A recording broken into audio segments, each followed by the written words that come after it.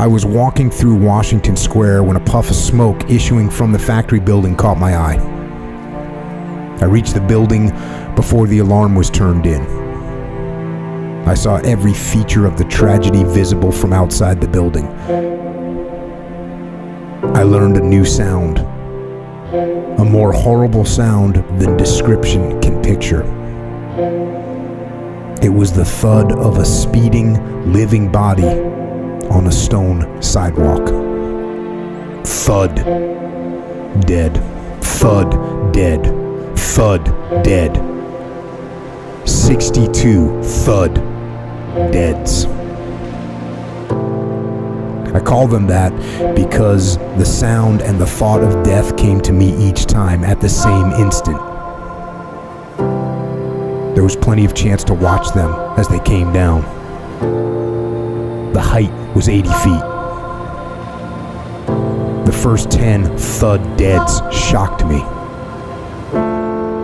I looked up, saw that there were scores of girls at the windows. The flames from the floor below were beating in their faces. Somehow I knew that they too must come down. And something within me, something that I didn't know was there, steeled me. I even watched one girl falling, waving her arms, trying to keep her body upright until the very instant she struck the sidewalk. She was trying to balance herself. Then came the thud. A silent, unmoving pile of clothing and twisted, broken limbs. As I reached the scene of the fire, a cloud of smoke hung over the building. I looked up to the 7th floor.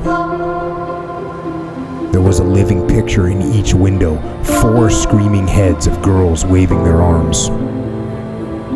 "Call the firemen," they screamed, scores of them. "Get a ladder," cried others.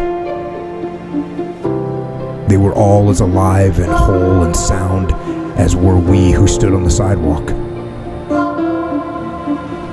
I couldn't help thinking of that. We cried to them not to jump. We heard the siren of a fire engine in the distance. The other sirens sounded from several directions. "Here they come," we yelled. "Don't jump. Stay there."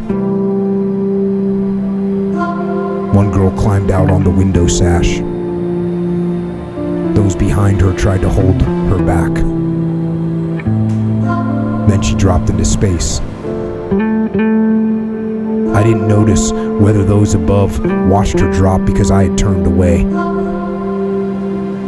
Then came that first thud. I looked up, another girl was climbing onto the windowsill. Others were crowding behind her. She dropped. I watched her fall, again the dreadful sound.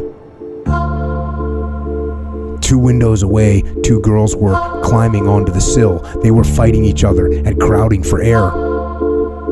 Behind them I saw many screaming heads. They almost fell together, but I heard 2 distinct thuds. Then the flames burst out of the windows on the floor below them and curled up into their faces. The firemen began to raise a ladder.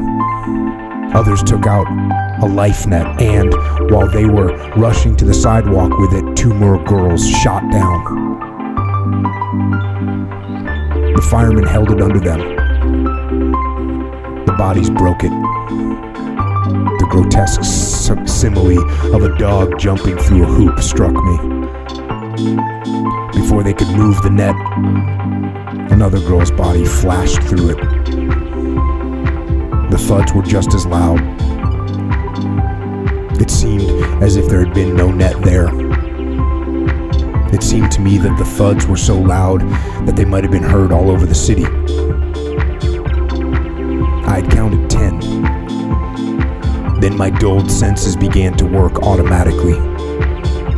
I noticed things that it had not occurred to me before to notice, little details that the first shock had blinded me to.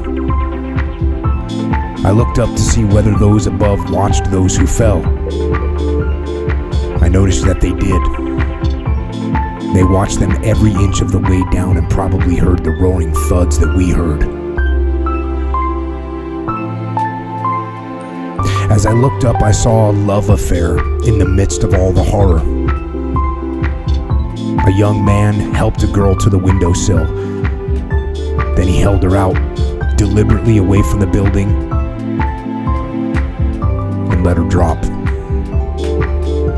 He seemed cool and calculating. He held out a second girl the same way and let her drop. Then he held out a third girl who did not resist. I noticed that. They were as unresisting as if you were helping them onto a streetcar instead of into eternity.